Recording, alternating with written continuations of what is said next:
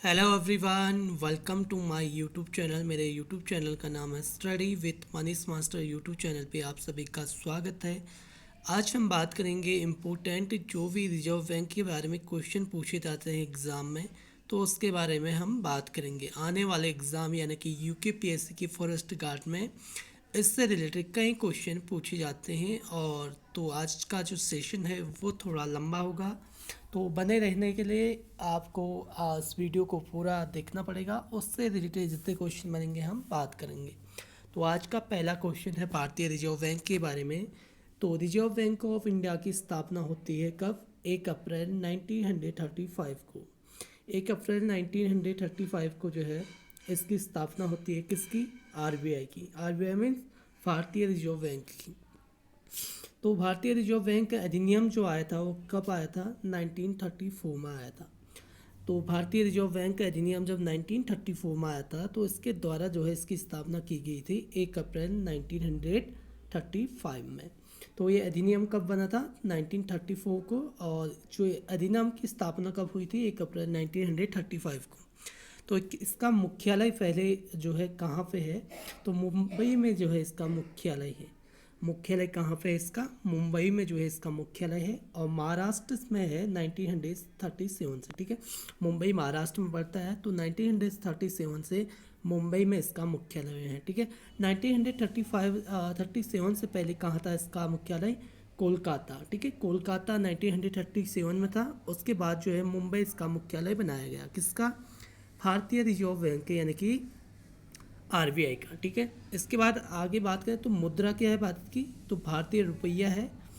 और गवर्नर कौन है आरबीआई के? तो वो है शक्तिकांत दास। ठीक है, 11 दिसंबर 2018 से जो है ये जो है गवर्नर बने हैं शक्तिकांत दास। और लगातार ये जो है इनके जो है पद जो है बढ़ाए जा रहे हैं। ठीक है, तो उस पोस्ट पे जो है लगातार उसी पे काम कर रहे हैं। नेक्स्ट बढ़ते हैं। तो क्षेत्र कार्यालय की बात करें तो भारत में, पूरे भारत में कितने क्षेत्र कार्यालय हैं? 27 कार्यालय हैं। यानी कि क्षेत्रीय कार्यालय कितने हैं? 27 हैं। ठीक है, ये भी आपको याद रखना है। तो पूछ लेता कभी कभी कि जो आरबीआई है उसके क्षेत्र कार्यालय पूरे भारत में कितने हैं। ठीक है, तो कितने हो जाएंगे आपके? 27 कार्यालय क्षेत्र हो जाएंगे। ठीक है, तो स्थानीय बोर्ड की बात करें तो 7 स्थानीय बोर्ड हैं, ये भी आपको याद रखना है। मुंबई, कोलकाता, चेन्नई और दिल्ली। 4 जगहों का नाम, स्थान के नाम याद रखने हैं आपको। मुंबई, कोलकाता, चेन्नई और दिल्ली। तो 4 स्थानीय बोर्ड हैं इसके। आगे बढ़ते हैं। तो इसका राष्ट्रीयकरण हुआ था कब? राष्ट्रीयकरण हुआ था 1 जनवरी 1949 में। ठीक है, राष्ट्रीयकरण कब हुआ था आरबीआई का? 1 जनवरी 1949 में। पूर्व में क्या था? एक निजी बैंक था। ठीक है, बाद में इसको जो है उस बैंक बनाया गया, लेकिन पहले जो है निजी बैंक था। ठीक है, फिर गवर्नमेंट बनाया गया इसको। तो 1949 में ही बैंकिंग रेगुलेशन एक्ट बनाया गया था। ठीक है, तो बैंकिंग रेगुलेटिंग एक्ट कब बनाया गया था ये क्वेश्चन आ सकता है। तो बनाया गया था 1949 में। और 1 जनवरी 1949 में जो है ये जो है क्या था? पूर्व में जो है निजी बैंक था, जिसका राष्ट्रीयकरण कब हुआ है? 1 जनवरी 1949 में। ठीक है, ये आपको याद रखना है। तो आरबीआई में जो बाबा साहब थे यानी कि भीमराव अम्बेडकर, उनकी जो महत्वपूर्ण भूमिका रही थी, क्या क्या रही थी? देखिए, जो मैंने ये पीडीएफ लिया है ये मैंने योगेश गौतम के पीडीएफ से लिया है। तो उनके चैनल टेलीग्राम है तो उससे लिया है। अगर आप जुड़ना चाहते हैं उनके चैनल से तो परीक्षा प्रहार पे आज जो है आप सर्च कर सकते हो। उससे जो है आपको ये चीज़ें जो है पीडीएफ मिल जाएंगी। तो नेक्स्ट बढ़ते हैं हम। आरबीआई की स्थापना में बाबा साहब की अहम क्या क्या भूमिका थी उसके बारे में।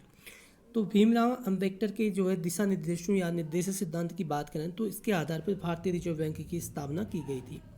बैंक की जो कार्य पद्धति और उसका दृष्टिकोण था बाबा साहब ने यंग हिल्टन कमीशन के सामने रखा था। ठीक है, तो क्वेश्चन क्या पूछ सकता है कि बैंक की जो कार्य पद्धति और उसका दृष्टिकोण था बाबा साहब ने किसके सामने रखा है? किसने रखा? यंग हिल्टन कमीशन के सामने। तो किसने रखा था? बाबा साहब ने रखा था। तो यंग हिल्टन कमीशन के सामने। ठीक है, क्या? बैंक की कार्य पद्धति और उसका दृष्टिकोण। ठीक है, उसके बाद बात करें तो 1936 में जब यूपीएससी की स्थापना कब होती है? 1936 में। तो इससे रिलेटेड जो क्वेश्चन है इसमें जो है यंग हिल्टन कमीशन भारत में जो है royal commission on Indian currency and finance के नाम से आया था, ठीक है। तो ये आपको याद रखना है कि 1936 में जो यंग हिल्टन कमीशन था भारत में, वो royal commission on Indian currency and finance के नाम से आया था। इसके सभी सदस्यों ने जो है बाबा साहब के ग्रंथ the problem of the rupee, its origin, it's solution, ठीक है, क्या कहा था, इनके सभी सदस्यों ने बाबा साहब की ग्रंथ, तो आपको याद रखना था इनका ग्रंथ था बाबा साहब का, क्या था ग्रंथ का नाम, the problem of the rupee, its origin, it's solution, ठीक है। तो ये आपको याद रखना है। तो इसका फुल फॉर्म होता है रुपये की समस्या, इसके मूल और इसके समाधान ने जोरदार वकालत की थी, ठीक है। क्वेश्चन पूछा जाता है कभी कभी कि the problem of the rupee, its origin, it's solution जो है, यानी कि रुपये की समस्या, इसके मूल और इसके समाधान ने जो है, इसके जो है किसने ग्रंथ है, तो बाबा साहब उनके कुछ साथी थे जिन्होंने संविधान सभा में जो है काफ़ी महत्वपूर्ण भूमिका निभाई थी उसके साथ, तो ड्राफ्ट चेयरमैन थे ये, तो उनके ग्रंथ की बात कर रहे हैं, ठीक है। तो बाद में इसको भारतीय रिजर्व बैंक अधिनियम 1934 नाम दिया गया। इस अधिनियम के आधार पर जो है आरबीआई की स्थापना होती है, यह आपको जो है याद रखना है, ठीक है। आपको मैंने डिटेल में बता दिया किस तरह से। ये पीडीएफ मैंने जिससे लिया था उनका नाम क्या है, योगेश गौतम, ठीक है। उनके जो टेलीग्राम चैनल है उसका नाम है परीक्षा प्रहार, ठीक है। तो उससे आप जो है ये पीडीएफ ले सकते हैं। नेक्स्ट बढ़ते हैं। तो आप एक पुरस्कार हैं कुछ, उनके बारे में बात करेंगे हम। तो यहाँ पे लिखा है परीक्षा प्रहार, तो यहाँ से आप पीडीएफ ले सकते हैं। अगर पीडीएफ नहीं ले सकते तो आप से सुन के भी याद कर सकते हैं। तो एक कुछ क्वेश्चन है इंपॉर्टेंट। तो 19 जनवरी 2023 से लेकर 31 मार्च 2023 की जो है करंट अफेयर है, ठीक है। तो 30वां जो एकलव्य पुरस्कार 2022 मिला था वो किसे मिला था, तो वो मिला था किसे, स्वस्ति सिंह को, जो है क्या, साइकिलिस्ट, ठीक है। उनका नाम आ जाता है स्वस्ति सिंह, साइकिलिस्ट है। 30वां एकलव्य पुरस्कार मिलता है 2022 का इनको। तो उसके बाद नेक्स्ट है 8वां महाकवि कन्हैया लाल सेठिया को पुरस्कार जो मिलता है वो किसको मिलता है, के सच्चिदानंदन, जो आधुनिक कवि हैं, ठीक है। आधुनिक कवि मीन्स वर्तमान की, ठीक है।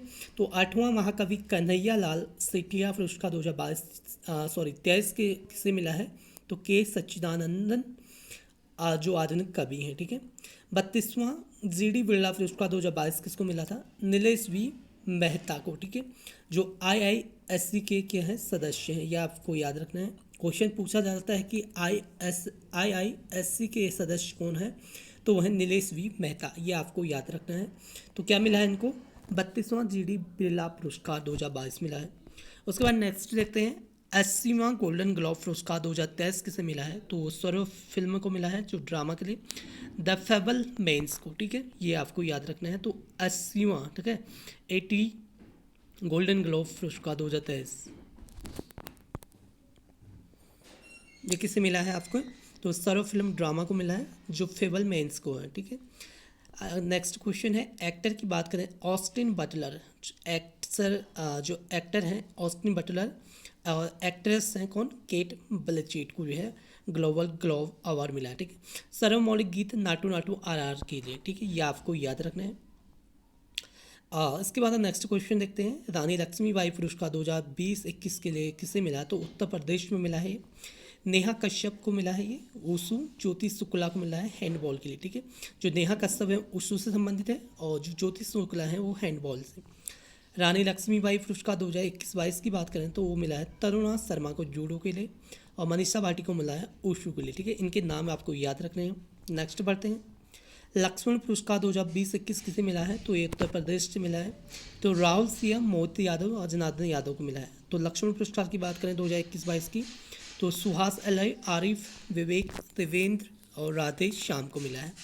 इसके बाद नेक्स्ट देखते हैं हम ICC अवार्ड 2022 की बात करें तो वर्ते रेणुका सिंह को और जॉनसन को मिला है वर्ष के सर्वश्रेष्ठ खिलाड़ी के लिए, ठीक है। तो इसमें जो वनडे है उसके पुरुष में जो है बाबर आजम को मिला है और जो 2020 है उसमें सूर्य कुमार यादव को, ठीक है। महिलाओं में जो है किसे मिला है आपका, तहालिया को, ठीक है। महिलाओं में तहालिया को और 2020 में, ठीक है, सूर्य कुमार यादव को। और वनडे में जो है बाबर आजम को मिला है। टेस्ट सीरीज की बात करें तो उसमें बेन स्टोक को मिला है, ठीक है। ये आपको याद रखना है, ठीक है। इनके नाम याद रखने हैं, बेन स्टोक को टेस्ट के लिए और 10-20 के लिए सूर्य कुमार यादव को और जो वनडे है उसके लिए जो है बाबर आजम को क्या मिला है, आईसीसी अवार्ड 2022, ठीक है। उभरते रेणुका सिंह जॉनसन, इनको भी मिला है, ठीक है। नेक्स्ट बढ़ते हैं हम। Hariprasad Chaurasia life time achievement 2023 का जो मिला है वो मिला है डॉक्टर प्रभा अत्रे को, ठीक है। पुरस्कार राशि मिलती है इसमें 1,00,000 रुपये और जो पुरस्कृत पत्र मिलता है। सुभाष चंद्र बोस आपदा प्रबंधन पुरस्कार 2023 किसको मिला है? तो मिल रहा है उड़ीसा राज्य के आपदा प्रबंधन प्राधिकरण को, वो लेंगुलेई फायर स्टेशन मिजोरम को, ठीक है। ये आपको याद रखना है।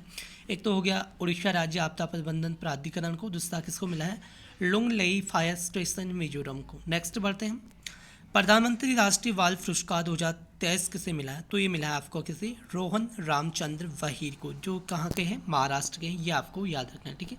अगर आपको चैनल से जुड़ना है तो ये टेलीग्राम चैनल का लिंक है, तो इससे जो आप जो है उस चैनल से जुड़ सकते हैं। नेक्स्ट बढ़ते हैं। तो इस समसामयिक की जो है जो करंट अफेयर है उससे रिलेटेड क्वेश्चन है कुछ, तो उनके बारे में बात कर लेते हैं। तो भारत ने जो है 15,920 करोड़ रुपए की सैन्य हार्डवेयर का 2022-23 में निर्यात किया। तो ये किसने किया था? रक्षा मंत्रालय ने, ठीक है। कौन से विभाग ने किया था? रक्षा मंत्रालय ने क्या किया था? तो रक्षा मंत्रालय विभाग ने जो है भारत ने मतलब 15,920 करोड़ रुपए की जो सैन्य हार्डवेयर का जो 2022-23 में क्या किया था? निर्यात किया था, ठीक है। और जो सैन्य हथियार है उसमें जो है भारत पहले स्थान पे आ चुका है, ये भी आपको याद रखना है, ठीक है।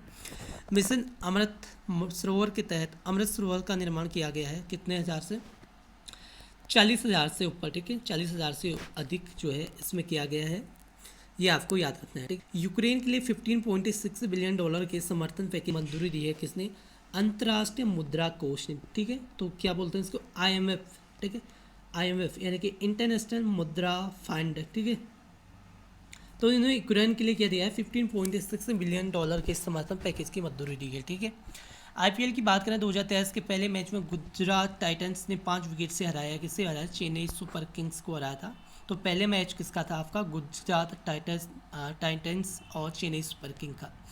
नेक्स्ट बढ़ते हैं। राष्ट्रीय रसद पोर्टल जो समुद्री है वो सागर सेतु ऐप लॉन्च किया है किसने?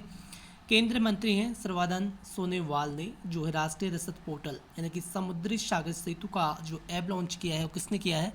सर्बानंद सोनोवाल ने, ठीक है। केंद्रीय मंत्री है। अगला क्वेश्चन है, हाल ही में किस राज्य ने लेक डेवलपमेंट प्रोग्राम शुरू किया है? तो ये किया है किसने? ये किया है तेलंगाना ने, ठीक है। ये आपको याद रखना है कि जो हाल ही में जो लेक डेवलपमेंट प्रोग्राम है वो शुरू किया किसने? तेलंगाना ने। नेक्स्ट क्वेश्चन बढ़ते हैं। नासा की मून टू मार्स मिशन का पहला प्रमुख चुना गया है, किसे चुना गया है? तो अमित क्षेत्रीय को, ठीक है। अमित जो क्षेत्रीय है उसको जो है नासा की मून टू मार्स मिशन का पहला प्रमुख चुना गया है, ये आपको याद रखना है, काफ़ी इंपॉर्टेंट है। नेक्स्ट बढ़ते हैं। हाल ही में सेरिकल्चर मेले का उद्घाटन किया गया था, कहाँ पे किया गया था? तो उत्तर प्रदेश की जो गोरखपुर है वहाँ पे जो है सेरिकल्चर मेले का उद्घाटन किया गया। नेक्स्ट बढ़ते हैं। हाल ही में 100% रेलवे नेटवर्क के विद्युतीकरण प्राप्त करने वाला पहला राज्य कौन बना है? तो वो बना है कौन सा? हरियाणा। हरियाणा कैसे क्या बना है? 100% रेलवे नेटवर्क विद्युतीकरण प्राप्त करने वाला पहला राज्य बना है। नेक्स्ट बढ़ते हैं।